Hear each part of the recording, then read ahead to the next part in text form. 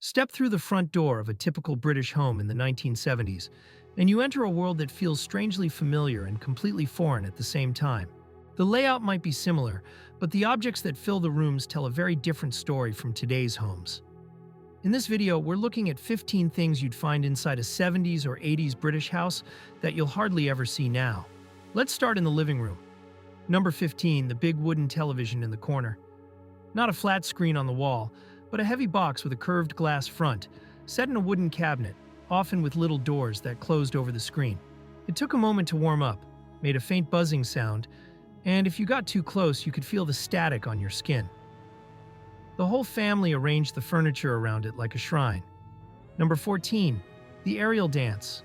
Getting a decent picture often meant fiddling with rabbit ear aerials on top of the set, or asking someone to go outside and twist the pole on the roof. One person shouted through the window, while another clung to a ladder in the rain. Ghosting, snow, and rolling pictures were just part of watching TV, and no one thought it was strange. Number 13, the rotary telephone on its own little table. The phone didn't follow you around, it lived in one place. A small table in the hall or on the landing, sometimes with a notepad and pen next to it. You dialed by sticking your finger in holes and turning the dial, then waited while it whirred back. Long conversations meant standing in one spot until your legs ached. Number 12, trailing telephone wires that fixed you to one room. Before long cords and cordless handsets, you couldn't wander off into another room mid-call. The phone's cable only stretched so far, and if you pulled too hard, you risked pulling the whole thing off the table. Family members stepped over the wire or complained you were hogging the phone. Number 11, gas or paraffin heaters. In many homes, especially those without full central heating, extra warmth came from portable heaters in the living room or hallway. The smell was distinctive and slightly worrying. People dried clothes over them, warmed their backsides, and occasionally singed the edges of curtains. Today, most of those devices would set off alarm bells with modern safety standards. Number 10, heavy patterned curtains and net curtains. Windows were covered in layers, nets for privacy during the day, and thick, often floral curtains to keep out the draft at night. Pulling them closed was part of the evening routine. The patterns were bold, sometimes clashing with the equally bold wallpaper and carpets, but it all felt cozy. Number 9, the single electric or gas fire as the heart of the room. Before every room had its own radiator, the main source of warmth downstairs was a fireplace or inset heater.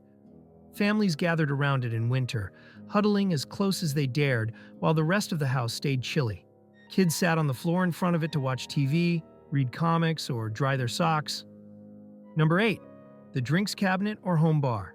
Even modest houses sometimes had a glass-fronted cabinet or a trolley with bottles of sherry, baby cham, Advocaat, and dusty spirits ready for when visitors come round. For parties, someone might pull out a folding bar or light up a novelty lamp. It was part of being a proper grown-up household. Number 7, the best china locked away. A sideboard or display cabinet often held plates, cups, and glasses that no one actually used day to day. They came out only at Christmas for anniversaries or when important guests arrived. Children were warned not to go near them. For the rest of the year, they sat behind glass as a symbol of pride. Number 6, the twin tub or old-style washing machine. Laundry day was a whole operation. Twin tub machines washed clothes on one side and spun them on the other, with buckets, hoses, and a fair amount of splashing in between. Even single drum machines were noisy, shaky beasts. Washing wasn't something that happened quietly in the background. It took over the kitchen. Number 5, washing lines stretched across the garden. Before tumble dryers became common, clothes went outside whenever the weather allowed.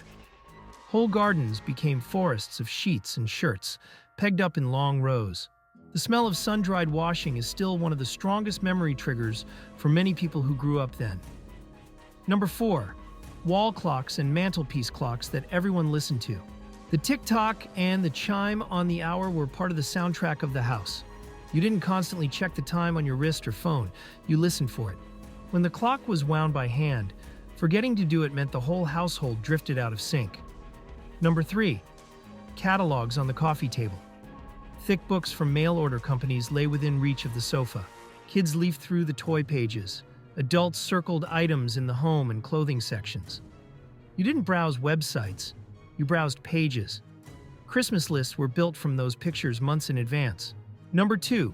Handwritten address books and phone lists. In the drawer by the phone or on the kitchen counter, there was almost always a small book full of names, addresses, and numbers written in biro. When someone moved or changed number, you crossed it out and squeezed the new one in the margin. Losing that book felt like a small disaster. Number 1. The good room that children rarely entered. Many houses had a front room that stayed immaculate. The best furniture, the best ornaments, the best carpet, and very little actual use. It was kept for visitors, for Christmas, or for serious family occasions. Most everyday life happened in a smaller back room or kitchen, leaving the front room frozen in time. Taken together, these objects and spaces create a portrait of a particular kind of British home, one where technology was slower, heating was patchy, and small rituals shaped each day. Some of it looks inconvenient now, some of it looks strangely appealing. Which of these things do you remember from your own home or from visiting grandparents and relatives? Share your stories in the comments, and if you'd like more journeys through the houses and streets of the past, don't forget to subscribe.